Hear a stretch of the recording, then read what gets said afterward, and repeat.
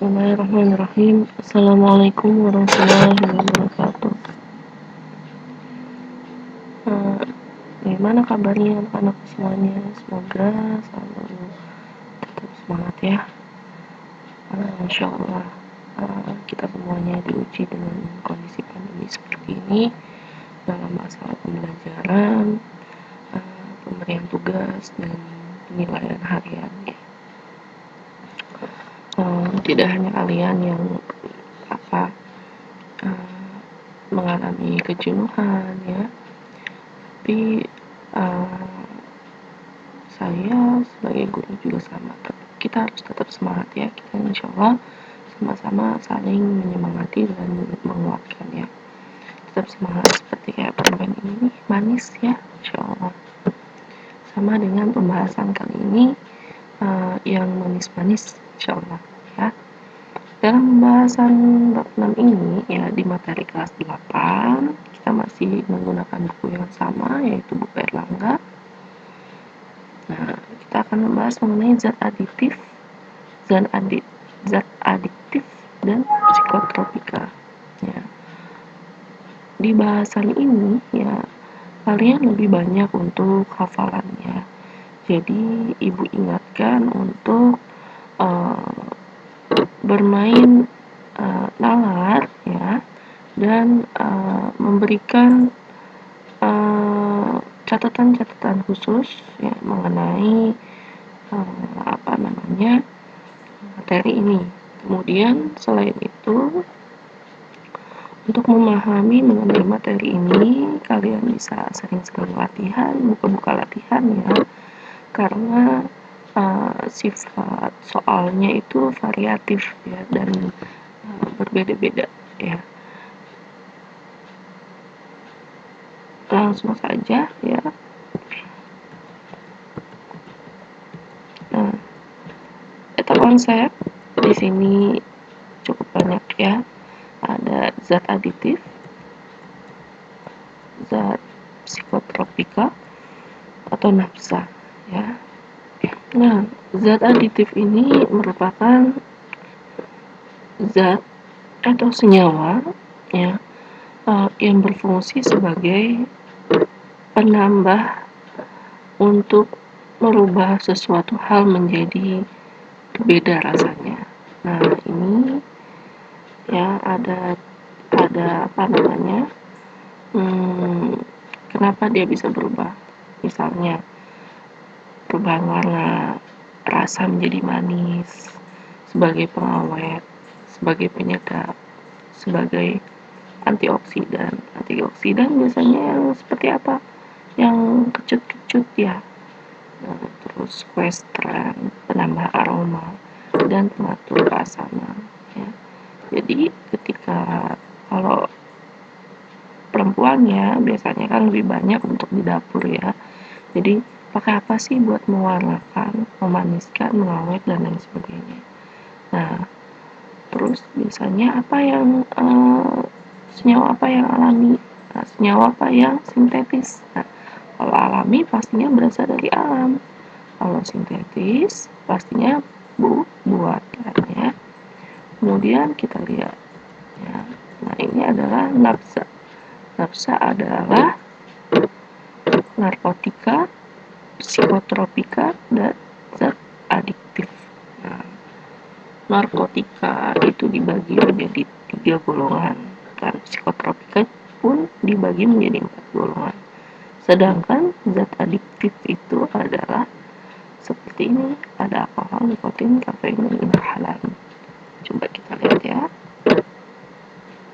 Nah, ini zat adiktif ya, bisa kita lihat nih, ada makanan ya. Di dalam makanan ada warna-warna yang berbeda kan. Nah, itu ada zat aditif ya, zat penambah pada senyawa makanan.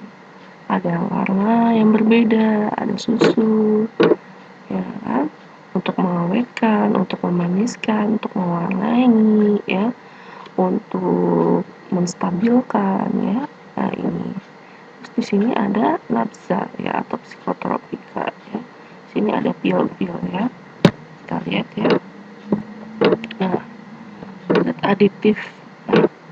Zat aditif merupakan bahan yang ditambahkan dalam makanan, baik pada saat proses, mengolah, mengemas, atau menyimpan. Jadi ketika proses, misalnya kita gampangnya ya, kita mau bikin keripik singkong. Nah, keripik singkong kita ambil ya bahannya, keripik singkong kita ambil, kita cuci, kemudian kita potong-potong. Nah, setelah itu singkong pasti direndam oleh garam. Nah, garam merupakan salah satu zat aditif. Fungsinya untuk apa? Misalnya untuk menghilangkan getah atau untuk sebagai proses pengawetan di awal ya. Nah, kemudian setelah tambahkan garam, garam juga berfungsi sebagai perasa ya. Nah, selain itu menggunakan apa lagi?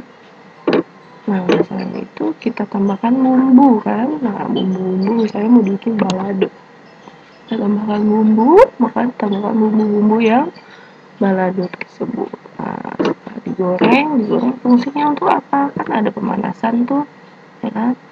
Untuk lebih memberikan rasa yang lebih crunchy kan. Nah, kemudian kan diolah-olah lagi terus dimasukin kan, dikemas. Nah, pengemasan di sini ada tekniknya juga kan, mengeluarkan uap air panas, mengeluarkan uap panas yang ada di dalam situ. Gimana caranya? Nah, misalnya direndam oleh air panas atau apa, itu salah satu teknik untuk pengawetan. Jadi zat aditif ini merupakan bahan yang ditambahkan ke dalam makanan, bisa pada saat proses, mengolah, mengemas, atau menyimpan. Ya, ini udah ada peraturannya di Peraturan Pemerintah Nomor 28 ya, tentang pengawasan zat aditif ya untuk penambahan makanan-makanan. Ini dikelola oleh Dirjen POM atau BPOM, Badan Pengawasan Obat dan Makanan ya.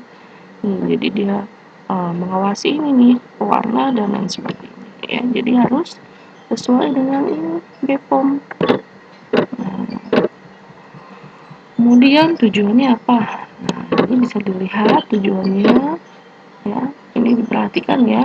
Jadi dia bisa mempertahankan nilai gizi, makanan jadi menarik, terus mutu dan stabil makanannya, terus bisa sebagai konsumsi diet atau membuat makanan jadi tahan lama. Contohnya tujuan zat aditif apa sih? Nah, ini ya. Kemudian macam-macam zat aditif.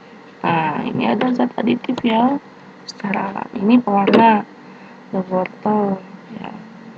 Nanti bisa aja nih Ibu kasih soal mengapa wortel merubah mengapa wortel dapat sebagai pewarna alami ya. Karena adanya beta karoten ya. Kenapa beta karoten? Beta karoten itu dapat memberikan warna orange pada makanan. Kalau kunyit,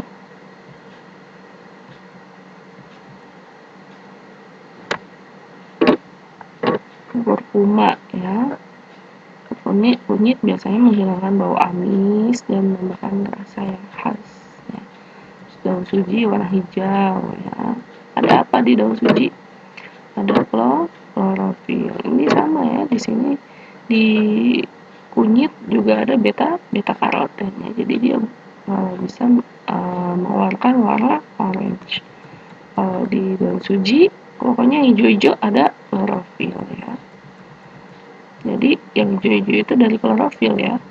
Kemudian ini gula pasir atau gula tebu. Nah, gula pasir ya, karena dia bentuknya kristal, maka dia mampu untuk menyerap ya. Jadi seperti gula, garam itu sifatnya itu higroskopis atau menyerap air. Jadi di situ organisme tidak bisa berkembang. Ini gula aren, ya. Ini contoh-contoh pemanis gula pasir, gula aren, gula kelapa, ya ini dari buah kelapa. Kalau gula aren dari getah bunga aren, ya. Terus ini ada madu, ya. Nah ini pengawet tadi ya. Ada garam dapur. Garam dapur kan juga higroskopis kan, karena mampu menyerap air. Sifatnya sebagai pengawet juga. Pengawet ikan asin, bawang putih juga sebagai pengawet. Kenapa? Karena mengandung alisin, ya, untuk menghambat pertumbuhan bakteri. Sehingga kalau misalnya kita lihat nih, misalnya kita sakit gigi atau ada luka-luka misalnya di tangan atau apa, biasanya kita hancurkan bawang putih, kemudian kita tempelin di situ. Fungsinya untuk menghambat pertumbuhan bakteri yang ada di tempat luka tersebut, ya. Saya cuka. Nah, ini pengawet juga. Kenapa? Karena cuka ini mengandung tingkat keasaman, ya, yang bisa untuk membunuh bakteri. Nah, ini penyedap garam. Jadi garam sebagai pengawet, sebagai penyedap juga, ya.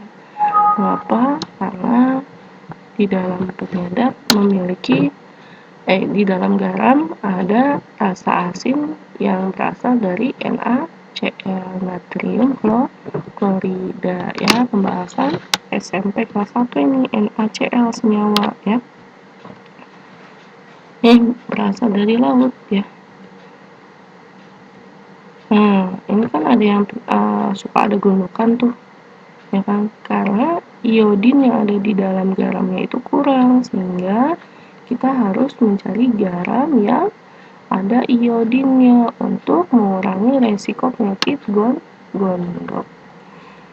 Bisa dilihat nanti ya di tempat yang lain kenapa sih bisa gondokan gitu ya.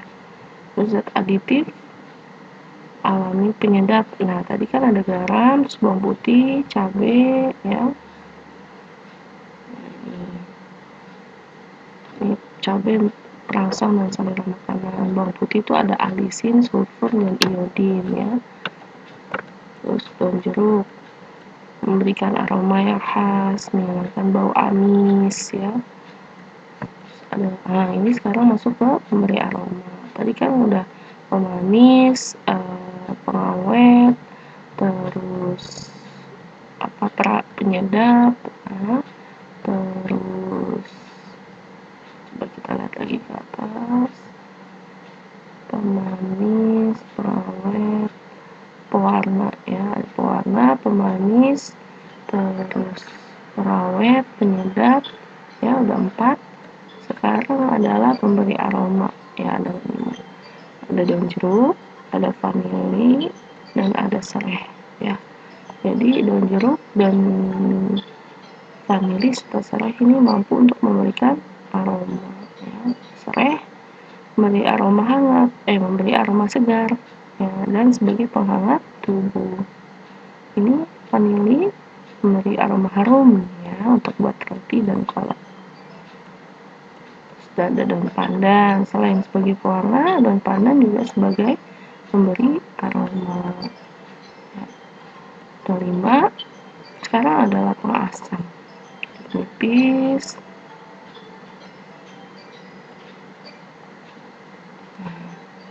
Sudah sampai 6, berarti ada 6 poin, ya, tadi, ya. Pertama adalah pewarna, terus yang kedua adalah pemanis, pengawet, ya kan, pokoknya ada 6. Yang terakhir adalah pengasam. Nah, berarti karena tadi ada 6 poin, maka zat aditif sintetis atau buatan juga ada sekitar 6 poin ini kayaknya. Nah, ini ya banyak harus dihafalkan ini, ya. Pewarna. Nah, ini pewarna pastinya memberikan warna. Nah, ini bisa dilihat sini. Ini ada rhodamin B, methanol yellow, dan amalan. Ya. ini memberikan warna-warna merah, kuning, dan merah juga ya. Ini face green, VCF, brilliant blue, coklat, poncho. Nah, ini memberikan warna hijau, kuning, biru, dan lain sebagainya ke dalam makanan ini. Ada makanan ringan, terus makanan kaleng ya, ataupun yang jenisnya cair atau gel ya. Terus ada sintetis pemanis ya, contohnya sakarin, aspartam, asesulfam, siklamat, sorbitol, dan dursin ya. Bisa dihafalkan ini ya. Nah, dursin ini sudah dilarang karena karsinogen. Diingat-ingat, oh ternyata yang pemanis buatan yang karsinogen itu namanya dursin, dan itu sudah dilarang. Sorbitol, siklamat, dan lain-lain. Biasanya kalau tempat tukang dagang tuh pakai yang namanya sakarin, jadi manis banget, terus rasanya jadi kayak pahit ya. Terus yang kemudian zat aditif pengawet ya. Nah, ini pengawet. Kalau misalnya kita lihat ya, di kemasan-kemasan makanan ada namanya natrium benzoat atau asam sorbat atau asam propionat. Nah, ini fungsinya di sini, ada di sini. Jadi natrium benzoat biasanya ada di mana? Di kecap, margarin, minuman ringan, dan lain sebagainya. Ya, minuman ringan kayak soda-soda gitu kan ada natrium benzoat atau asam benzoatnya. Kenapa? Karena dia mampu untuk mengawetkan produk-produk yang sifatnya mudah untuk bergas ya. Jadi dia mampu menstabilkan kondisi yang ada di dalamnya. Nitrit biasanya pakai yang berhubungan dengan amis-amis ya, ada daging ataupun ikan. Asam propionat, nah ini untuk cepat sama ya, untuk pengembangan ini roti, keju, margarin, dan mentega. Kemudian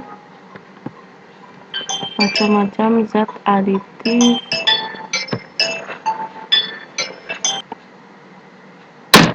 pengawet dan penyedap ya. Pengawet di sini ada formalin, boraks, dan terusi. Nah, ini pengawet untuk seperti ini dilarang ya, karena biasanya ini digunakan untuk proses secara laboratorium ya. Ini bahaya ini kalau misalnya masuk ke dalam tubuh manusia, karena merusak jaringan ataupun organ-organnya ya. Sini penyedap ada MSG ya kan, ada MSG monosodium glutamat, ada GMP, ada IMP. Ini masing-masing sama, yaitu dari pembuat rasa sedap ya. MSG sodium atau jenis garam ya, monofosfat ya, dan lain sebagainya. Ada 3 Kemudian di sini zat aditif antioksidan. Nah, antioksidan ini ada BHA, BHT, ya, ada asam ascorbat. Ini fungsinya buat apa? Ini fungsinya itu untuk melindungi makanan yang mengandung lemak atau minyak dari ketemukan akibat oksidasi. Berarti antioksidan di sini fungsinya untuk mengurangi proses pentengikan ya.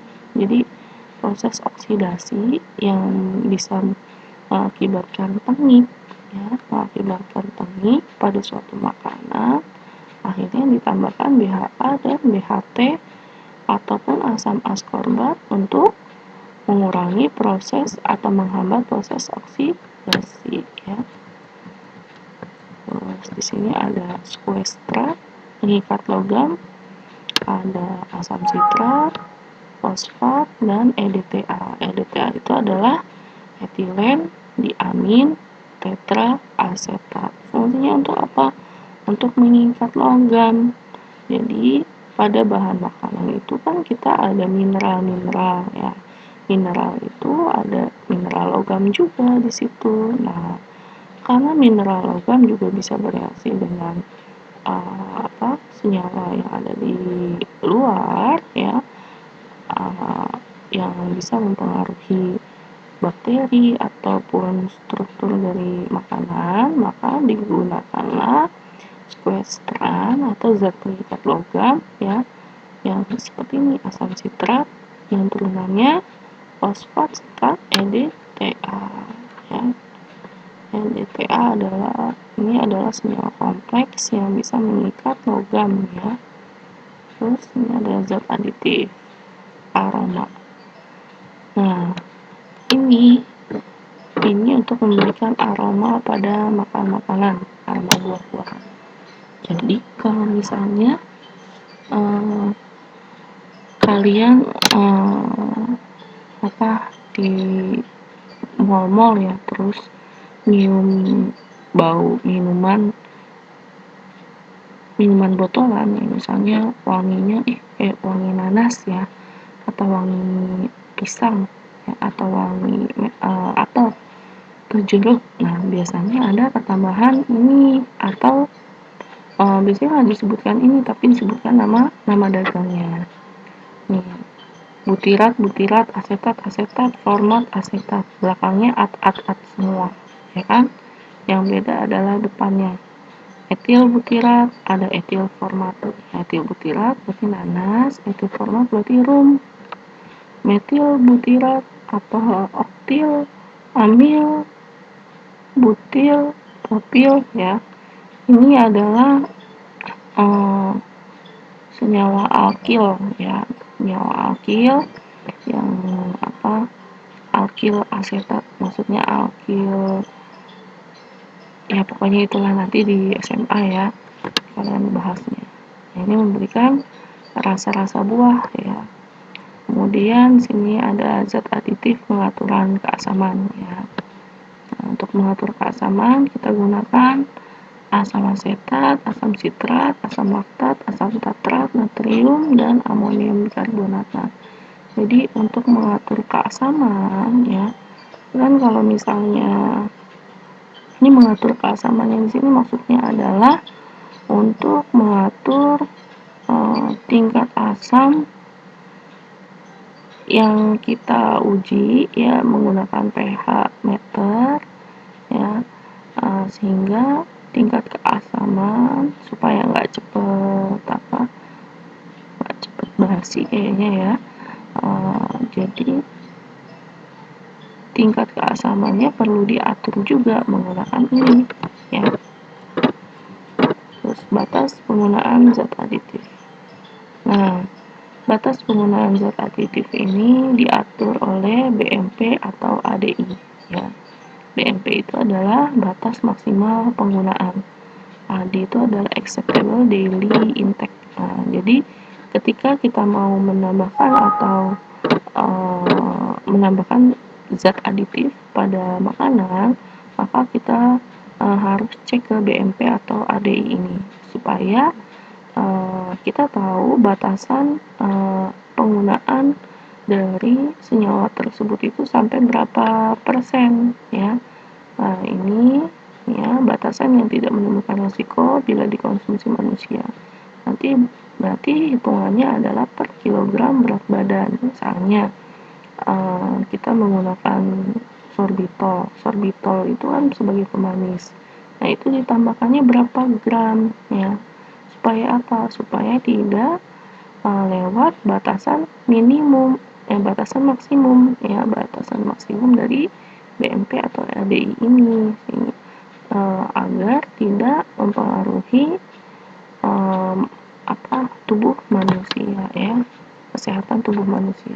Nah, ini batas penggunaan zat aditif ya, ini per kilogram. Nah, ini satuannya sakarin 50 sampai 300 mili ya, miligram. Nah, ini batasan-batasannya ya. Maka misalnya nih seorang siswa dengan berat badan 40 kg Mengkonsumsi makanan dengan zat aditif dengan ADI 5 mg per kilogram, maka batasan maksimal hariannya adalah 5 kali 40 sama dengan 200 mg. Jadi yang aman 200 mg saja konsumsi makanan yang sifatnya sebagai pengawet ya. Di sini sekarang kita akan psikotropika ya, masuk ke psikotropika. Psikotropika golongan 1, 2, dan 3. Berarti golongan 1 itu sangat kuat dan ringan ya. Ini contoh-contohnya opium, heroin, dan ganja, terus petidin, candu, betamethadol. Ini ya fungsinya, ini buat obat ya, pengobatan golongan 3. Jadi psikotropika golongan 3 ini bisa digunakan untuk pengobatan ya, tapi sebenarnya semua psikotropika bisa digunakan untuk pengobatan, cuman penggunaannya itu yang berlebihan sehingga menimbulkan ketergantungan ya. Kemudian ini psikotropika adalah zat atau obat bukan narkoba, baik alami maupun sintetis, yang bersifat psikoaktif atau mempengaruhi susunan sistem saraf pusat yang akhirnya menimbulkan ketergantungan atau ketagihan. Nah, ini penggolongannya ada di undang-undang ya. Ini psikotropika golongan 1, ini golongan 2, 3, dan 4. Nah, ini bisa dihafalkan ya, Nah ya. Ini ada amfetamin. Amfetamin ini biasanya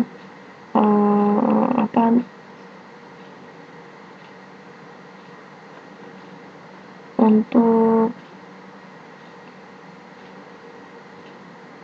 perangsang kuat pada jaringan saraf ya.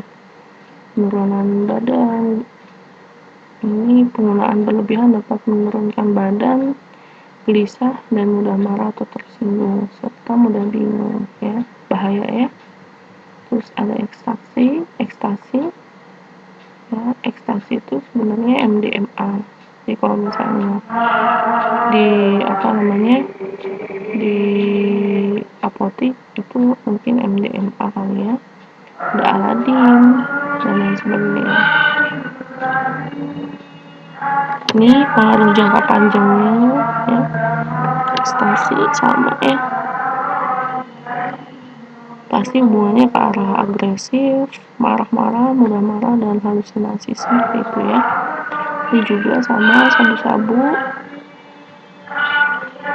Nah, zat adiktif. Nah, tadi kan psikotropika, sekarang zat adiktif ya. Zat adiktif itu zat atau obat-obatan yang bukan narkotika atau psikotropika ya. Jadi jika dikonsumsi atau bekerja pada saraf pusat, dia bisa ketagihan atau ketergantungan. Seperti misalnya alkohol, nikotin, kafein, dan inhalan. Contoh ya, rokok ini ada aroma cengkeh, kemenyan, dan saus ya. Itu untuk memberikan aroma atau rasa ya. Nah, di nikotin itu bisa merusak di rokok itu bisa merusak kesehatan ya. Karena kenapa? Ada bahan-bahan ini yang berbahaya. Nah, nanti kalau misalnya ada soal zat yang membahayakan zat yang bisa membahayakan tubuh ya, di dalam zat yang bisa membahayakan tubuh yang terkandung dalam rokok, yaitu kalian sebutkan nikotin, tar, karbon monoksida, dan bahan yang lainnya ya. Ini ada nikotin, tar, karbon monoksida. Nah, bahan-bahan kimia yang lainnya nih banyak nih di sini ya. Ada apa aja ini? Di sini ada aseton. Nah, jadi kalau misalnya ini dibakar, akhirnya dia menimbulkan aseton. Fungsinya untuk menghapus cat dan cat kuku. Ini ada asam sianida. Untuk biasanya asam sianida itu hukuman mati di kamar gas, bahaya kan? Ada toluidin, ada amonia, ada bahan pembersih lantai. Nah, bahaya ya. Tuh, Masya Allah bahayanya. Allah. Makanya jangan sekali-kali merokok. Di sini udah banyak banget nih kandungan yang berbahayanya ya ketika si rokok itu dibakar ya. Kemudian selanjutnya mengenai perokok aktif dan perokok pasif ya. Perokok aktif orang yang merokok, ini ya perokok pasif, tapi ini lebih bahaya perokok pasif ya, karena bisa kanker paru-paru, asma, dan penyakit pernapasan ya.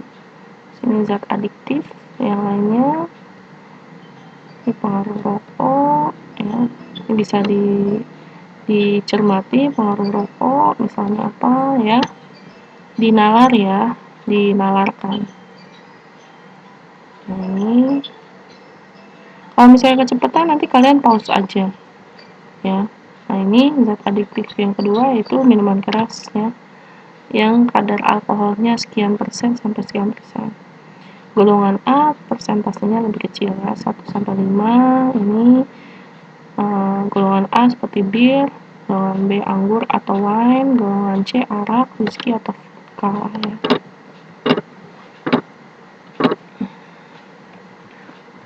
Nah, terus ini minuman keras itu biasanya dia bentuknya tidak berwarna ya, terus bening, terus beraroma khas dan mudah menguap. Jadi ketika dibuka, misalnya yang tadinya penuh, dia akan cepat habis karena dia mengandung alkohol. Alkohol itu cepat menguap ya. Alkohol itu cepat menguap. Nah, biasanya ada ketika proses fermentasi atau peragian madu, gula, atau sari atau umbi-umbian akhirnya menghasilkan etanol atau etil alkohol ya. Ini lambang senyawanya C2H5OH ya. Ini hasil peragiannya, kadar alkohol sampai 15%, terus disuling akhirnya dapat mencapai 100%. Contoh dari ragi ya. Nah, sebenarnya ketika menggunakan alkohol dalam waktu jangka yang sangat panjang akan merusak bagian-bagian tubuh yang sangat penting ya, seperti hati.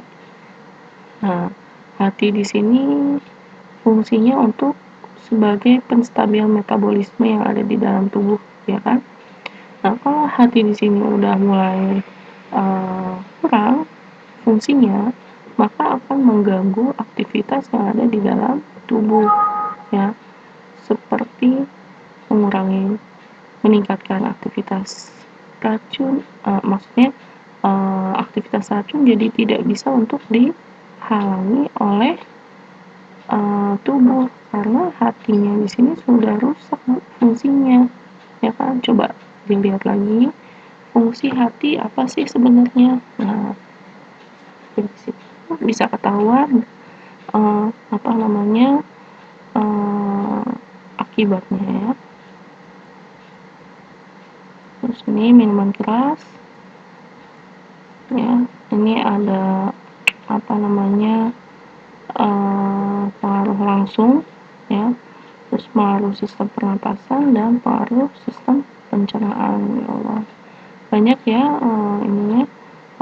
kekurangannya, keseimbangan tubuh, terus perasaan dan ingatan jadi tumpul, terus tidak terkontrol dan kendali diri berkurang ya. Ya Allah, semoga kita dijauhkan dari kondisi-kondisi seperti ini ya. Nah, ini pada sistem jantung dan pembuluh darah banyak ya. Nah, ini sifatnya menghafal ya nak, pencegahan ya, lebih ke arah kemanusiawian lah, harus ingat sama Allah, terus supaya lebih dekat dengan keluarga, ya kan? Nomor 2, poin 3, ikut aja deh kegiatan yang bermanfaat atau positif, hindari yang mendekat-dekat dengan seperti itu. Terus yang keempat, saya cari teman yang baik, ya, dan tidak terpengaruh oleh bujukan orang lain. Ini kalau udah kena harus terapi, ya, terapi dengan ditekan ya supaya tidak overdosis atau sakal. Terus harus dicek resusitasi jantung dan paru atau CPR, kardio pulmonary resuscitation. Itu maksudnya kardiovaskular ya, yang berhubungan dengan jantung. Nah, terus karena kan kalau misalnya minuman keras kan hubungannya ke jantung juga kan. Nah, terus detoksifikasi kita sembuhkan dengan cara detox ya, mendetoks atau menghilangkan racun ya yang ada di dalam tubuh, salah satunya yang ada di dalam darah, karena racunnya itu sudah mengalir ke peredaran darah, bahaya ya jadinya, jadi harus didetoks, harus dikeluarkan. Terus ada rehabilitasi. Alhamdulillah ya, silakan langsung berlatih ya, latihan